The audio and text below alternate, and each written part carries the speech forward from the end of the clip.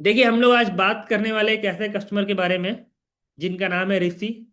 और उनका अपना आयरन का एक बिजनेस है। और आयरन के बिजनेस में उनका 10 करोड़ का टर्नओवर है और 1 करोड़ का प्रॉफिट है। अभी के टाइम पे चैलेंज ये आ रहा है कि 60 साल से ऊपर उनका एज हो चुका है। और अब वो चाहते हैं कि उनकी बिजनेस को कोई ना कोई देखने वाला मिल जाए। तो हम बोले कि सर ऐसा कर लो कि अपने बेटे को ट्रांसफर कर दो आपका बिजनेस। जब बिजनेस आपका है तो बेटा काफी अच्छा रहेगा। तो बोला कि सर मेरा बेटा जो है यूएसए गया था पढ़ाई करने के लिए। तो बोले सर बहुत अच्छी बात है, वो तो अमेरिका से पढ़ा है। तो बोला सर आगे सुनिए कि वो वहाँ पे नौकरी किया। तो बोले और भी अच्छी बात है सर, उसको अच्छे एक्सपीरियंस भी होगा कैसे चलाना है। तो बोला सर और तो सुनिए। तो बोले बताइए ना सर।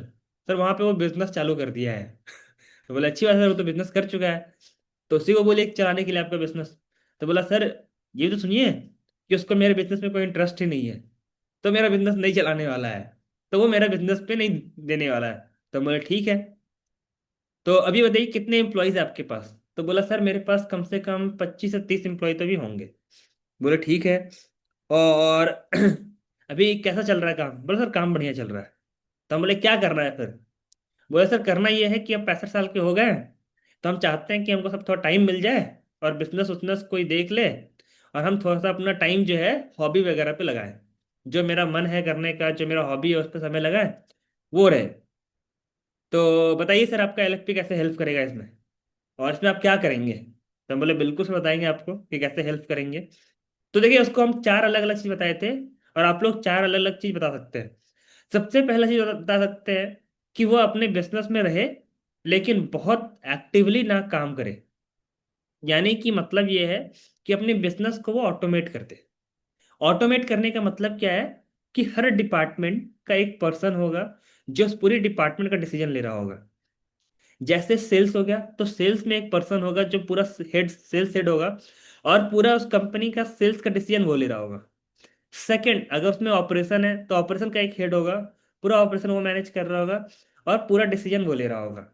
ठीक इसी प्रकार से जितनी भी अलग अलग डिपार्टमेंट है, हर डिपार्टमेंट का एक हेड होगा, और वो हेड वाला पर्सन जो है पूरी कंपनी को चला रहा होगा, उस पर्टिकुलर डिपार्टमेंट को चला रहा होगा, और पूरा डिसीजन वो ले रहा होगा। इसमें क्या है कि उसको टेक्नोलॉजी इंटीग्रेट करना पड़ेगा, जिससे कि रियल टाइम पे उसको ट्रैकिंग दिखते रहे कि उसके बिजनेस में चल क्या रहा है। वो सिर्फ इन्वॉल्व हो रहा है मॉनिटरिंग में, वो डे टू डे एक्टिविटीज में इन्वॉल्व नहीं हो रहा है।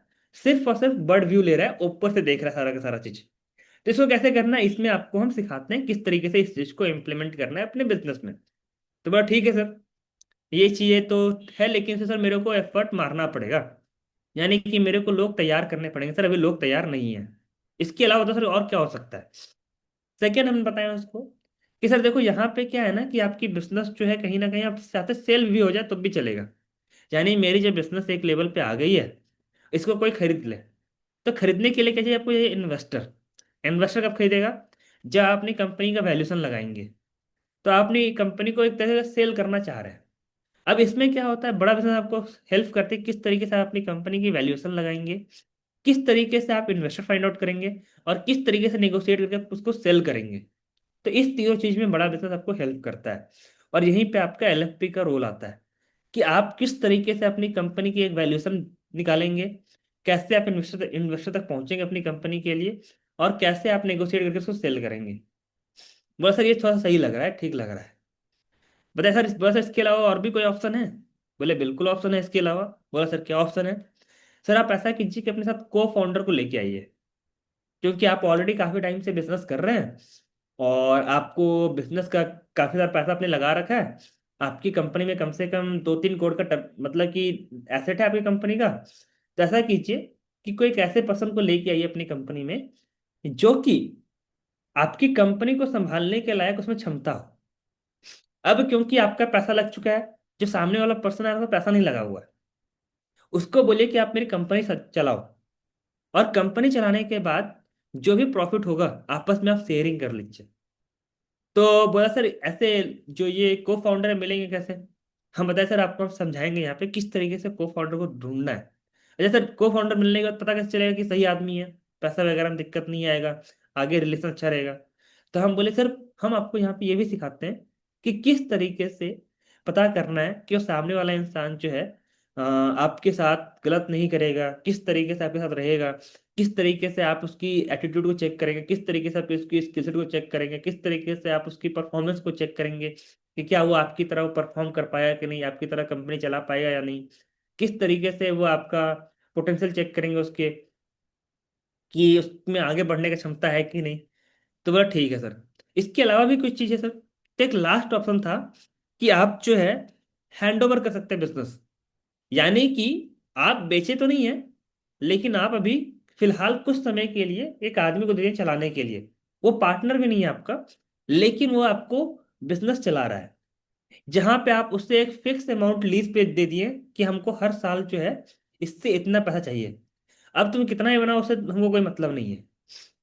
तो ऐसे लोगों को आप फाइंड आउट कीजिए जो कि आपका बिजनेस चलाएगा और एक फिक्स अमाउंट आपको पूरे साल में देता रहेगा।